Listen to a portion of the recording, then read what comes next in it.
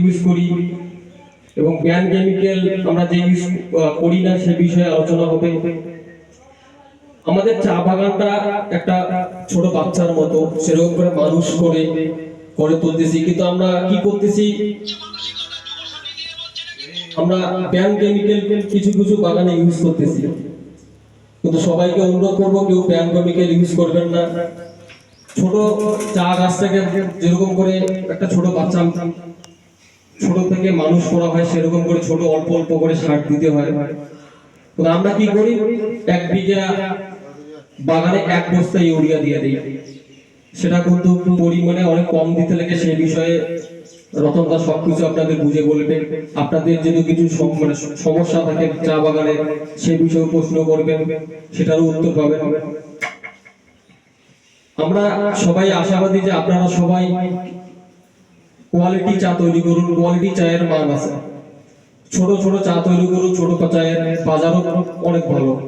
কিন্তু আমরা কি করি, মোটামুটি যে 40 দিন 45 দিন সময়ে পাতাটা কাটলে মনে হয় আরো ভালো দাম পাবো, কিন্তু এটা ভুল ধারণা।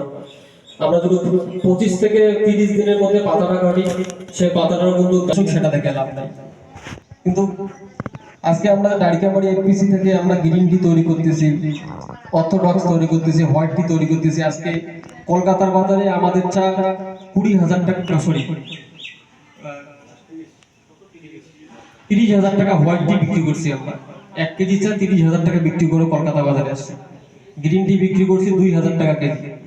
আজকে যে চাটা খাইলেন সেটা দাঁড়িকামারির হাতে বানা চা। তাহলে আমরা 2-1 চাষি আমাদের যদি তৈরি করতে পারে, আমরা কেন পারবো না? অবশ্যই আমরা যদি একটু সময় দেই, নিজের বাগানটাকে পরিচর্যা করি, অবশ্যই আমরা তৈরি করতে পারবো। সে আমাদের সবাইকে একত্রিত হয়ে এই কাজগুলো করতে হবে। আপনাদের যদি কারো শিখতে আপনাদের যদি আগ্রহী কেউ থাকেন, তাহলে যোগাযোগ করবেন আমাদের সঙ্গে। আপনারা আপনাদের বাড়িতে গিয়ে, আমাদের সলিডারিটির একটা টিম রয়েছে, সেই টিমের দ্বারাই আমরা আপনাদের শিক্ষার বিনামূল্যে শিক্ষার ব্যবস্থা করে দেবো। এছাড়া আমাদের কাছে আমরা তৈরি করতেছি ভার্মি কম্পোস্ট তৈরি করতেছি, ভার্মি ওয়াশ তৈরি করতেছি। আপনারাও এই বিষয়গুলো একটু ধারণা দেন, যেন আমরাও নিজেরাই তৈরি করতে পারি, নিজের বাগানে আমরা ইউজ করতে পারি।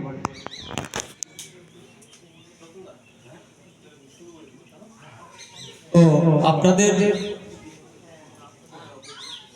আপনাদের যদি কিছু প্রশ্ন থাকে সে করবেন। চায়ের মাটি থেকে পাতা তোলা পর্যন্ত যা যা সমস্যা, সব বিষয় নিয়ে রতনদা আলোচনা করবে।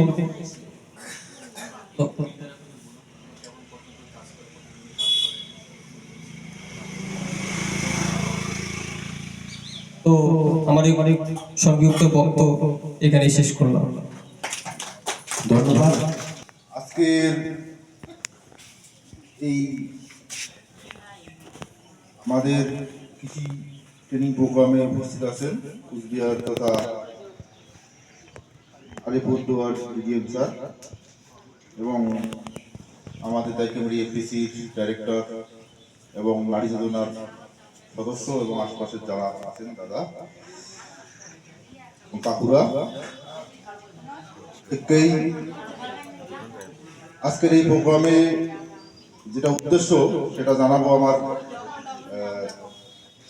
এতদিনের এই যে এপিসির যে আমাদের উদ্দেশ্য, আমরা এপিসি দিয়ে কাজ করছি, সামগ্রিক আপনাদের একান্ত অ্যাকচুয়াল মিটিং করার উদ্দেশ্য আসলাম, আলোচনা করলাম, চলে গেলাম, এরকম কিছু নয়। বিভিন্ন ব্যস্ততার মধ্যে যদি আমরা কৃষিকাজের যে আমাদের মেন জীবিকা, সেটাকে যদি আমরা ফোকাস করি, সম্ভবত আমরা এই জায়গা থেকে একটু ভালো বেটার জায়গায় যেতে পারবো। তো যদি আপনাদের সেরকম কোনো এবারে গ্রিন টি তৈরি করার ক্ষেত্রে কোনো